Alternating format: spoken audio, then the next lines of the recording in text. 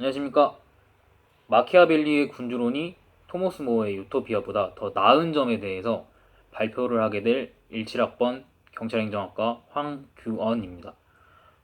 일단 그 발표를 시작하기 앞서 제가 좀 입이 많이 건조해서 그 발표 중간중간에 좀 물을 마실 수도 있는데 좀 불편하더라도 양해 좀 부탁드리겠습니다.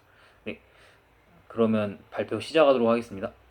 저는 마키아벨리의 군주론이 토머스 모어의 유토피아보다 더 실용적인 이유를 주제로 하여 발표를 어, 할 것입니다. 저는 그래서 목차를 그 서론, 본론, 그 본론의 유토피아의 역사적 배경 및 핵심 사상, 그리고 군주론의 역사적 배경 및 핵심 사상, 군주론이 유토피아보다 실용적인 이유로 본론을 구성하였고요. 그리고 결론으로 제 생각을 말씀드리며 발표를 끝마치려고 합니다. 자, 일단 서론에는 저는 군주론이 유토피아보다 더 실용적이라고 밝혔는데요.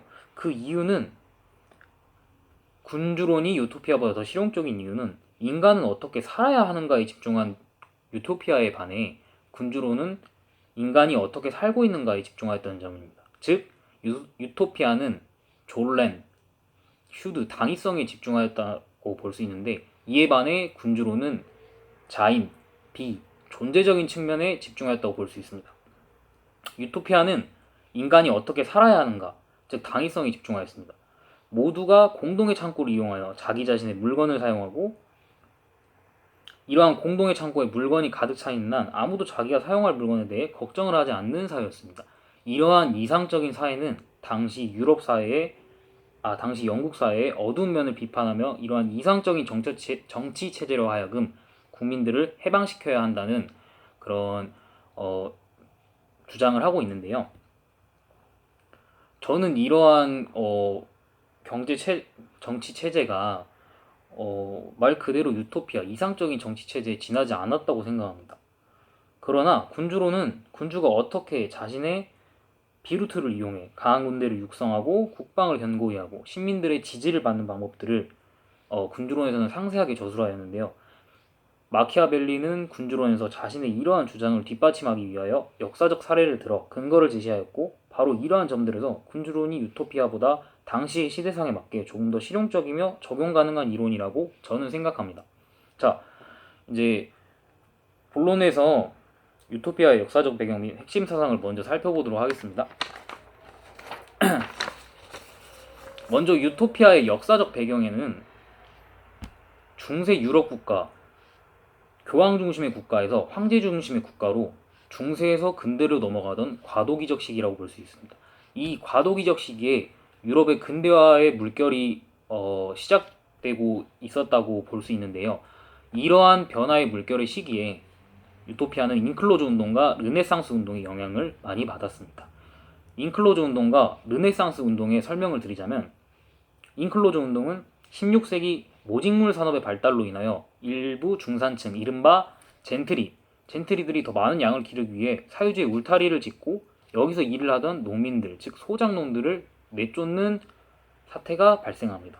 이로 인해 소작농들은 거리로 나앉게 됐죠.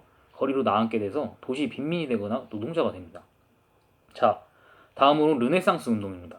르네상스 운동은 중세와 근대 사이, 즉 14세기부터 16세기의 서유럽 문명사에 나타난 역사 시기와 그 시대에 일어난 문화운동, 인문 부흥운동을 말합니다. 르네상스 운동의 특징은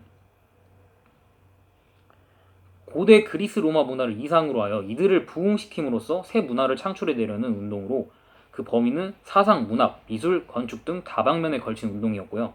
이러한 르네상스 운동은 5세기 로마 제국의 몰락과 함께 중세가 시작되었다고 보고 그 중세의 시작부터 르네상스 시기에 이르기까지를 인간성이 말살된 시대로 파악합니다. 그리하여 이러한 시대를 극복하고자 하는 움직임들이 많이 나타납니다. 바로 이러한 특징이 르네상스 운동의 특징이라고 볼 수 있습니다. 자, 다음으로는 유토피아의 핵심 사상을 살펴보도록 하겠습니다.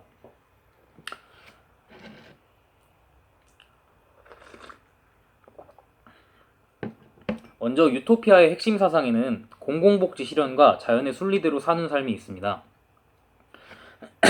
공공복지 실현에는 제가 이를 설명하기 위해 유토피아 책의 내용을 그대로 발췌해서 가져왔는데요.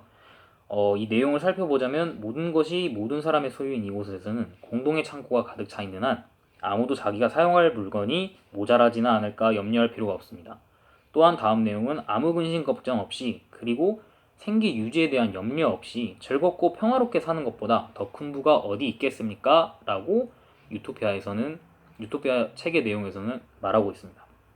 자, 위에 언급한 내용에도 귀족들이 부를 독점하지 않아 빈부격차가 존재하지 않는 것도 공공복지 실현에 대해 이야기한다고 볼 수 있습니다. 다음으로는 자연의 순리대로 사는 삶인데요. 유토피아에서 말하는 자연의 순리대로 사는 삶이란 덕은 곧 행복이고 이는 자연을 따르는 삶이고 하느님이 그렇게 살도록 우리를 창조하였다는 내용에서 자연의 순리대로 사는 삶을 볼 수 있습니다. 다음은 군주론의 역사적 배경 및 핵심 사상입니다. 군주론의 역사적 배경을 살펴보려면 그 당시 이탈리아 반도 상황을 살펴봐야 되는데요. 그 당시 이탈리아 반도는 서로마 제국의 몰락으로 인하여 수많은 도시국가로 분열된 상태였습니다. 이러한 분열된 도시국가들이 11세기가 되자 유럽의 정치적 안정과 상업의 발달로 인해 베네치아, 제노바, 밀라노, 피렌체 등이 지역적 중심이자 거대한 상업도시로 등장하게 됩니다. 이때 당시에 이러한 이탈리아 반도의 상황과 맞물려 중세 유럽의 두 권력축이었던 황제권과 교황권의 권력 충돌이 이탈리아 반도에서 이루어졌고 이 과정에서 이탈리아 반도는 통일되기까지 전쟁이 끊이지 않는 춘추 전국시대 상황에 놓이게 됩니다.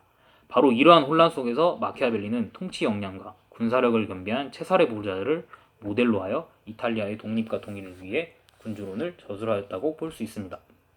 자, 다음으로는 군주론의 핵심 사상 살펴보도록 하겠습니다. 군주론의 핵심 사상은 네 가지로 그 핵심 사상을 들 수 있는데요. 첫 번째는 인간이 어떻게 살아야 하는가. 인간이 어떻게 살고 있는가는 다른 문제, 당위성이 아닌 존재적인 부분에 집중하였다고 볼 수 있습니다. 두 번째, 타인을 신뢰하기보다는 군주의 덕, 즉 비루투, 군주의 능력을 행사하는 것을 중요시하였습니다. 따라서 자신의 의견을 행사하기보다 다른 사람을 신뢰하는 경우는 피해야 한다고 하였습니다. 그리고 세 번째, 비도덕적인 조작은 도덕성을 초월하는 조작 또는 통제를 말하고 이 내용은 군주가 전쟁에서 이기고 국가를 보존하며 그 수단은 모든 사람에 의해서 항상 명예롭고 찬양받을 만한 것으로 판단되어야 한다고 말합니다. 자, 이 내용은 무엇을 의미하냐면 군주는 전쟁에서 이기고 국가를 보존하는 게 가장 중요하며 그 수단은 물론 도덕적일 수도 있지만 비도덕적일 수도 있다는 겁니다.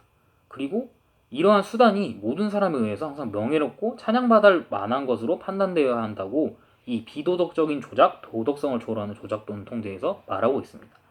자, 다음으로는 통제에 대한 능력을 추구하는 것입니다.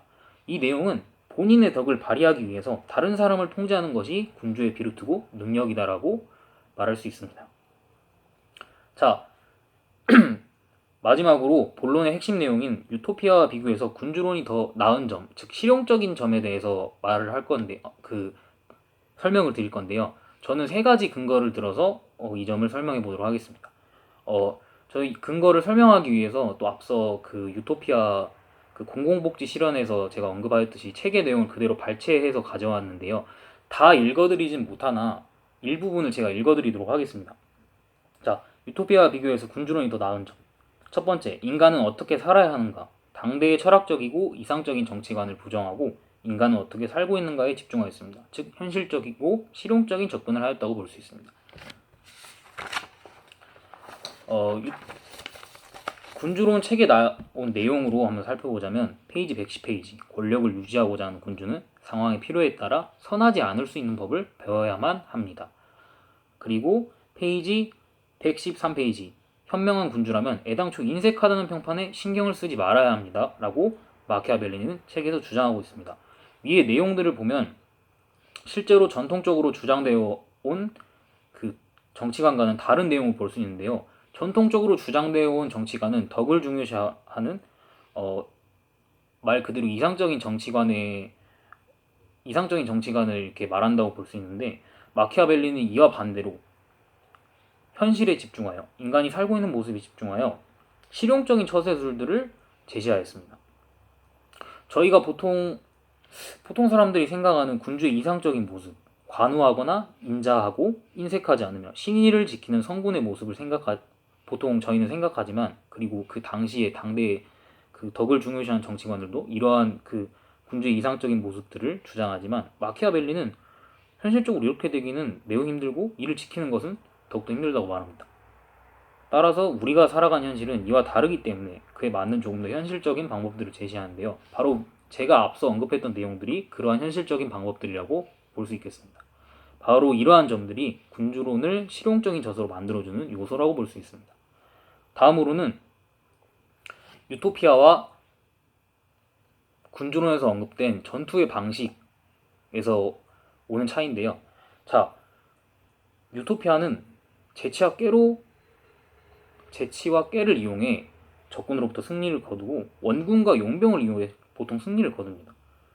근데 군주로는 이와 달리 자국군의 군대로 전투를 하는 그 전투 방식을 중요시하고 이를 채택해야 한다고 마키아벨리는 주장하고 있습니다. 자,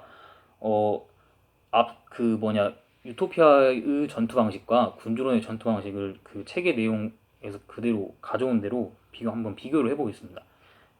일단 유토피아 전투 방식은 146페이지. 다른 나라 사람들은 적의 목숨에 현상금을 걸고 돈으로 그걸 사는 이런 관습을 비열한 심성에서 나온 잔인한 악행이라고 비난한다. 그러나 유토피아인들은 이를 칭찬받을 일이라고 생각한다. 실전을 통해 싸우지 않고도 전쟁에서 큰 승리를 얻을 수 있으니까. 이는 현명한 일이며 소수 유죄인의 희생으로 많은 무고한 사람들의 생명을 구할 수 있다. 일반 평민들이 전쟁에 나서는 것은 군주들의 광기에 의해서 본의 아니게 전쟁 속으로 끌려 들어온 것이라는 것을 알고 있기 때문이라고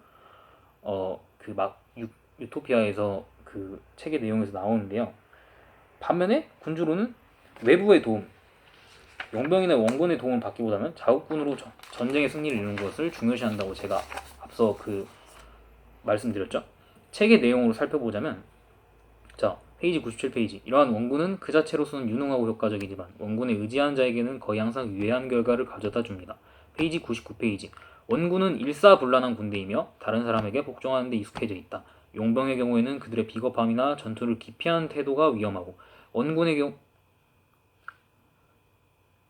경우에는 그들의 능숙함과 용맹이 위험하다. 따라서 현명한 군주는 항상 이런 군대를 이용하는 것을 피하고 자신의 군대를 양성합니다. 라고 마키아벨리는 책에서 주장합니다. 자, 유토피아는 그 책의 내용에서 말씀드렸듯이 자국군의 유효를 최대한 피하고 재치와 장기로 승리를 하거나 외국인의 도움으로 승리를 하는 것이 유토피아의 방식입니다. 이는 자국민들의 목숨을 중요시하는 유토피아인들의 사상에서 볼 수 있습니다. 이에 반해 군주로는 외부의 도움 없이 자국군의 강한 군대를 바탕으로 승리를 하는 것을 중요시하게 여깁니다. 그 이유는 앞서 제가 말씀드렸죠.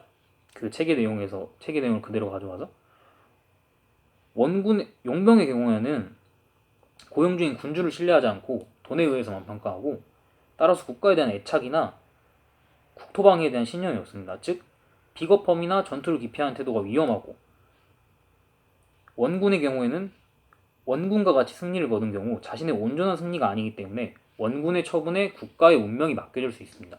이에 대한 일례로 신라가 삼국 통일할 때 당나라와 연합하여 삼국을 통일하였습니다. 하지만 신라는 삼국을 통일한 후에 당나라가 이 한반도의 영토를 노리고 전쟁을 해왔습니다. 신라는 물론 우리나라의 영토를 온전히 그대로 보존했으면 좋았겠지만 한반도 절반 정도밖에 안 되는 영토밖에 보존을 하지 못했습니다. 즉 이는 원군인 당나라가 자국군인 신라보다 더 능숙하고 용맹하여 이를 저지할 힘이 없었기 때문입니다. 또한 군주론에서는 바로 이러한 점을 경계하여 자국의 군대를 강하고 용맹하게 단련하여 가능한 한 자국의 군대로 승리를 거두는 것이 최고의 전략이라고 말하고 있습니다. 바로 이러한 점이 유토피아보다 군주론이 더욱더 효과적으로 강력한 군대를 조직하고 국방을 튼튼히 하는 방법이라고 생각합니다. 자, 본론의 마지막 내용, 인민들의 지지를 얻는 것의 중요성을 강조하였다. 마키아벨리의 군주론에서는 인민들의 지지를 얻는 것의 중요성을 강조하였습니다. 마키아벨리의 군주론이 자칫 전제주의를 표방하고 권모술수를 조장하는 그러한 책으로 보여질 수 있지만 실제로 마키아벨리는 군주론에서 인민의 지지를 얻는 것에 대한 중요성과 인민에게 미움을 받지 않는 방법 등을 계속 언급하였을 정도로 인민에 대한 지지를 중시하였습니다. 책의 내용에서 설명을 드리자면 페이지 75페이지 그러나 인민들을 토대로 하여 군주가 되고 인민들을 부리는 법을 알며 용맹이 뛰어나서 역경에 처해도 절망하지 않고 자신의 기백과 정책을 통해서 인민들이 사기를 잃지 않도록 할 수 있는 군주라면 인민들에게 배반당하는 일은 결코 없을 것이며 자신의 권력이 확고한 토대 위에 서 있음을 알게 될 것입니다. 자, 그리고 다음으로 페이지 150페이지. 군주가 외세보다도 인민을 더 두려워한다면 그는 요새를 구축해야 하는 반면 인민보다 외세를 더 두려워한다면 요새를 구축해서는 아니 된다. 자, 이 내용은 무슨 말을 하는 거냐면 군주가 외세보다 인민을 더 두려워한다. 외세보다도 일단 인민에 대한 지지를 더 신경 쓰는 겁니다. 그러면 그는 요새만 구축하면 됩니다. 즉 외부의 적에 대한 방어만 신경 쓰면 되는 겁니다. 그러나 인민의 지지보다 외세의 방어에만 더 신경을 쓴다면 그 요새를 구축해서는 아니 된다. 즉 이 말은 인민의 지지가 먼저 기본이 되고 바탕이 돼야 된다는 점을 강조하는 것이라고 저는 생각합니다. 자, 바로 이러한 점들이 인민에 대한 지지를 언급하고 그에 대한 실용적인 방법들을 제시하였다는 점이 또 군주론이 유토피아보다 실용적인 이유라고 말할 수 있습니다. 결론은 유토피아와 군주론 두 서적이 가지는 가치는 현대 와서도 분명한 영향력이 있습니다. 먼저 유토피아는 공공의 복지라는 실현 측면에서 현대 사회에서 국가의 사회복지 제도를 어떻게 구현해야 국민의 기본권을 보장할 수 있을 것인가에 대한 영향력을 행사한다고 생각합니다.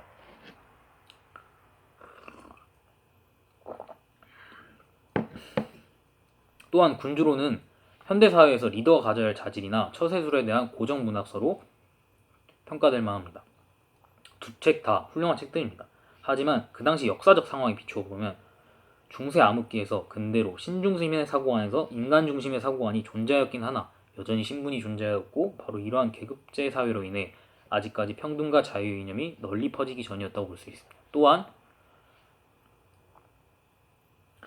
프랑스 혁명이나 영국의 청교도 혁명과 같이 이런 자유와 평등에 관한 그 기본 이념이 아직 널리 확산되기 전이기 때문에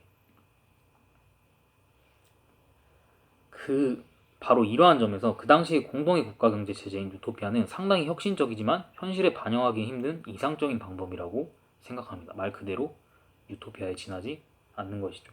그러나 군주론은 당대 이상적인 가치관에서 벗어나 인간이 어떻게 살아가야 하는가에 대해 살아가야 하는가가 아니라 인간이 어떻게 살고 있는가에 대해 즉 현실을 살피고 그에 대한 합리적인 대안들을 제시하였다는 점에서 군주론이 유토피아보다 더 실용적인 학문이라고 생각합니다. 이상으로 발표를 마치도록 하겠습니다. 감사합니다.